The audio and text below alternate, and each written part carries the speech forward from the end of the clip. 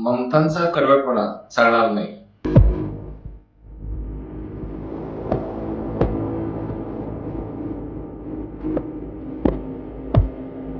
पश्चिम बंगालमध्ये 4 मे 2026 रोजी निवडणुकाचे निकाल जाहीर होताच तेथे पुन्हा एकदा रक्तरंजित तांडव सुरू झाले आहे.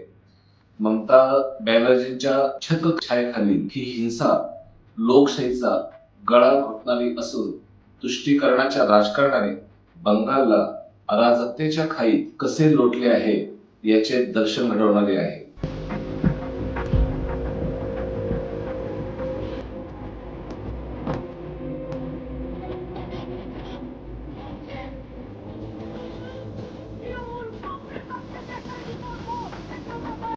आता राज्यपालांच्या भूमिकेकडून देशाचे लक्ष असून हा कडवटपणा बंगालला नक्कीच महागात पडणार आहे.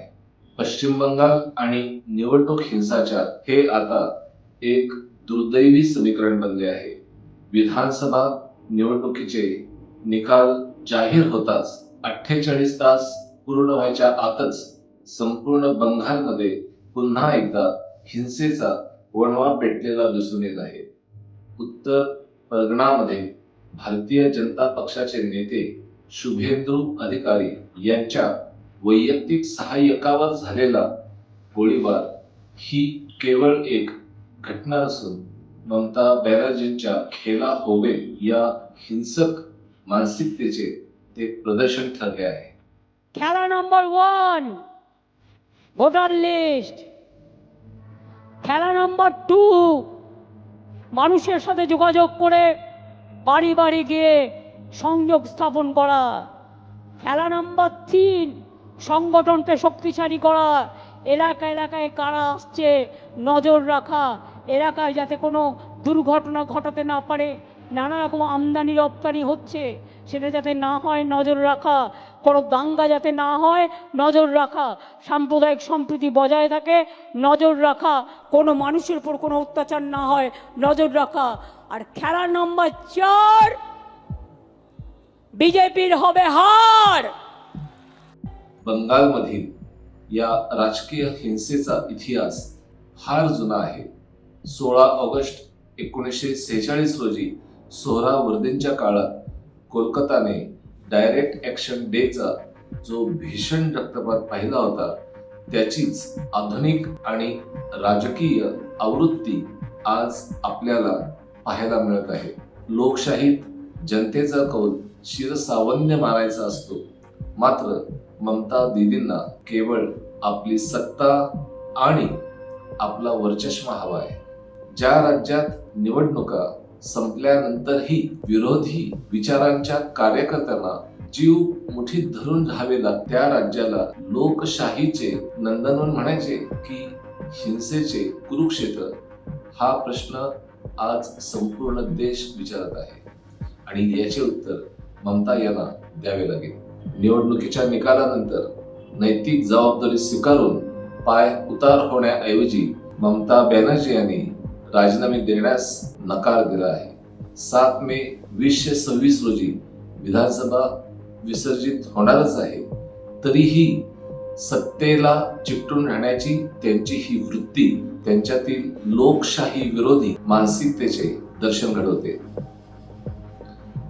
जनतेला दिलेला कौल जर तुमच्या विरोधात असेल तर तो नम्रपणे स्वीकारणे हे एका सुसंस्कृत नेत्याचे लक्षण असते.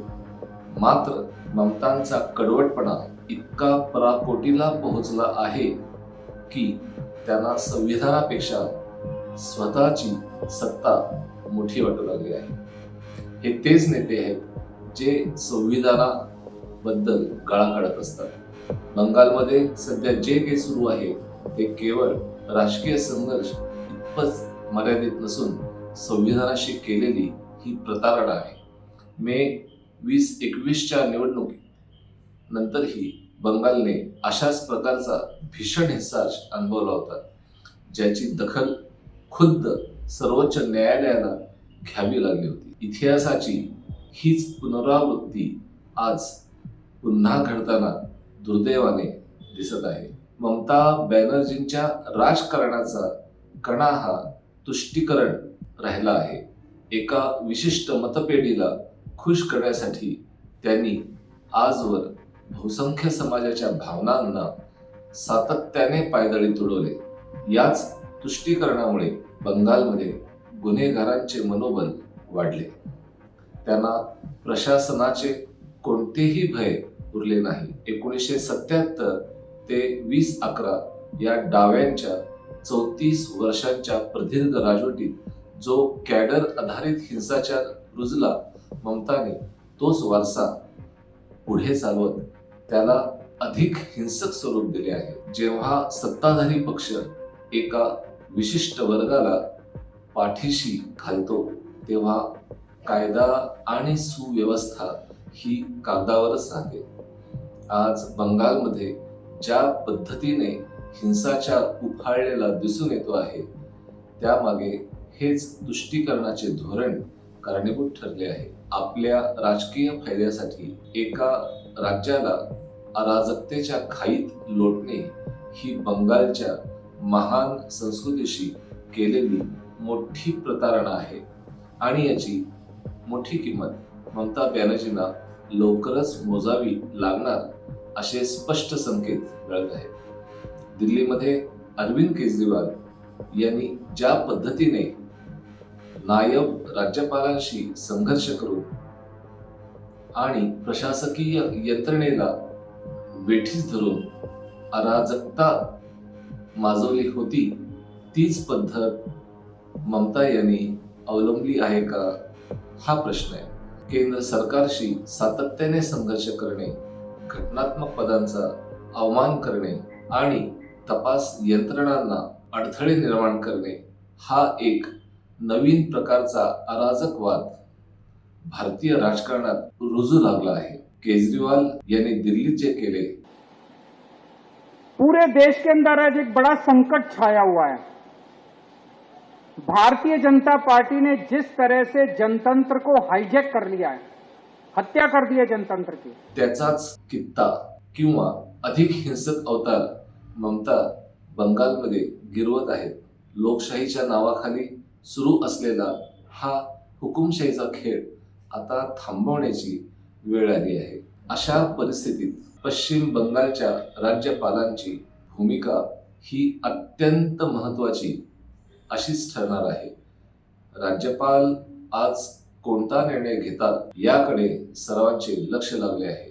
जेव्हा राज्य सरकार कायदा आणि सुव्यवस्था राखण्यात सपशेल अपयशी ठरते आणि हिंसाचाराला ती मूकसंमती देते, तेव्हा राज्यपालांना आपल्या विशेष अधिकारांचा वापर करावा लागतो. बंगालमधील हिंसेचा अहवाल केंद्राला सादर करून तिथे अनुच्छेद 356 म्हणजेच राष्ट्रपती राजवट लागू करण्यासारखी परिस्थिती निर्माण झाली आहे का, याचा गांभीर्याने विचार करण्याची गरज तीव्र झाली आहे.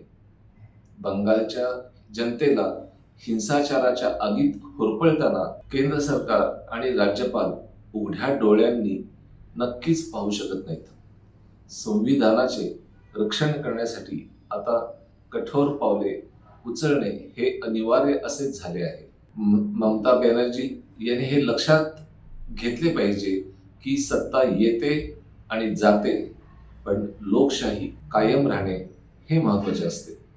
ज्या बंगालने देशाला डॉक्टर श्यामाप्रसाद मुखर्जी आणि बंकिमचंद्र चटर्जी यांच्यासारखे महान विचारवंत दिले, त्या मातीला क्रांतिकारकांचा वारसा आहे, रक्तरंजित हिंसेचा नाही. तुमचा कडवटपणा आणि सत्तेची हव्यास बंगालला उद्ध्वस्त करत आहे. हा हिंसाचार तातडीने थांबला नाही तर इतिहास तुम्हाला कधीही माफ करणार नाही. बंगालची जनता आता या दहशतीला कंटाळली असून परिवर्तनाची लाट या कडवट सत्तेला मुळापासून उखडून टाकल्याशिवाय शांत बसणार नाही. आता वेळ आली आहे की संविधानाने आपली ताकद दाखवून बंगालमध्ये शांतता प्रस्थापित करावी. धन्यवाद.